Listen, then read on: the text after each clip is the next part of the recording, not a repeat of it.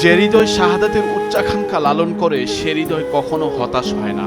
হয়তো শহীদ ফয়সাল হোসেন শান্তর হৃদয় এখন শান্তিতে ঘুমিয়ে আছে পরপারে।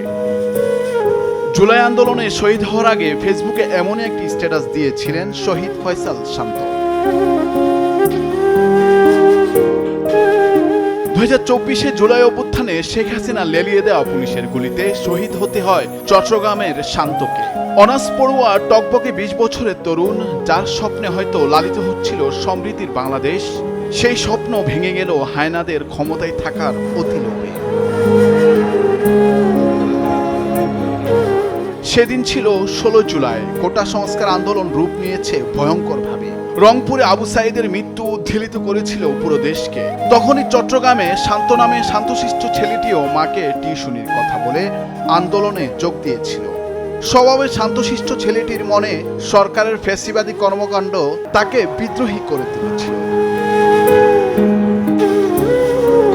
কাঁদতে কাঁদতে মা কোহিনূর শান্তর মৃত্যুর আগের সর্বশেষ মুহূর্তের স্মৃতি আওড়াচ্ছিলেন। ছেলে বাসার বাইরে কোথায় যায় জিজ্ঞেস করাতে বলেছিল, মা আমি 2 নম্বর গেটে যাচ্ছি, মাগরিবের আগেই চলে আসব। কিন্তু মাগরিবের সময় পেরিয়ে গেলেও ছেলে আর আসেনি, চলে গেছে না ফেরার দেশে। আমি জিজ্ঞেস করি তুমি কোথায় যাচ্ছ, দেখি কলেজ বা কাঁদে। আমি একটু 2 নম্বর গেট যাচ্ছি। বলছে তোমার না সন্ধ্যা একটা টিউশনি আছে। বলছে আম্মু আমি মাগরিবের আগে চলে আসবো। আমি এসে ওকে কল দিল, বাসায় এসে পড়বে। ওরা আমার কাছ থেকে বিদায় নিয়ে চলে গেল।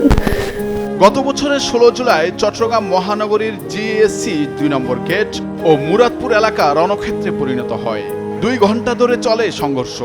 ওই সময় মুরাদপুর 2 নম্বর গেটের মাঝামাঝি জায়গায় গুলিবিদ্ধ হন শান্ত। তাকে জীবন দিতে হয় দেশের জন্য। চট্টগ্রামের ওমরগনি এমইএস কলেজে পড়া শান্তর প্রিয় খাবার চার পরোটা বানিয়ে অপেক্ষা করছিলেন মা। অপেক্ষার প্রহর দীর্ঘ হতে থাকে, কিন্তু ছেলে আর আসেনি। মেয়েকে বলছি তোর ভাইয়াকে একটু কল দাও।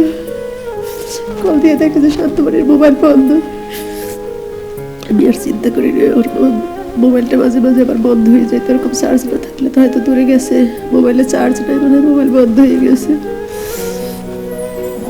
এর ভিতরে আমি রান্নাটা রেডি করতেছিলাম, চা আর বানাই নাই। শান্ত শহীদ হওয়ার 1 বছর পার হয়ে গেলেও মায়ের কাছে ছেলের মৃত্যুর সময়ের স্মৃতি এখনো জীবন্ত।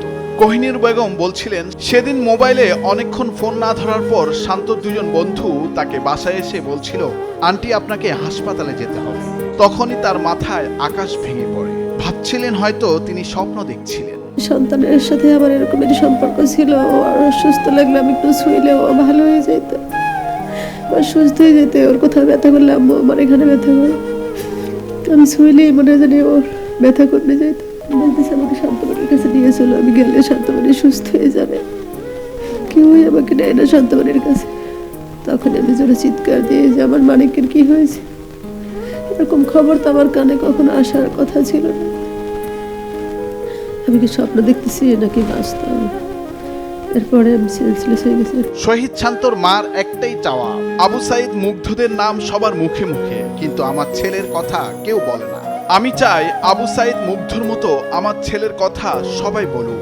আবু সাইদ, মুগ্ধ, আসিম এদেরটাই দেখি সব জায়গায় ফোকাস হচ্ছে, কিন্তু শান্তবাড়ি তো সেভাবে আসতেছে না। কিন্তু আমার মা হিসেবে আমি এটা বলতে চাই যে আল্লাহ যেন তার শাহাদাত কবুল করে, সেটাই চাওয়া। কিন্তু তারপরে যদি আমরা দেখি যে শান্তবাড়ি এভাবে একটু হাইলাইটস হচ্ছে, কিন্তু আমাদের মনটা একটু ভালো লাগে বা কিছু, এটাই চাওয়া যে সে প্রথম দিনের শহীদ, সে সিরিয়ালে যেন সে প্রথমভাবে থাকে, সেটা একটু যেন বিবেচনা করা হয়। সেটাই যেন নাম না যেন আরো অনেকের ভিতরে যেন শান্তবাড়ি চলে না যায়, কারণ সে প্রথম দিনের শহীদ। ইতিহাসের পাতায় লেখা থাকবে ফ্যাসিস্ট শেখ হাসিনার 15 বছরের অপশাসনের বলি 20 বছরের টকবকে তরুণ শহীদ শান্ত।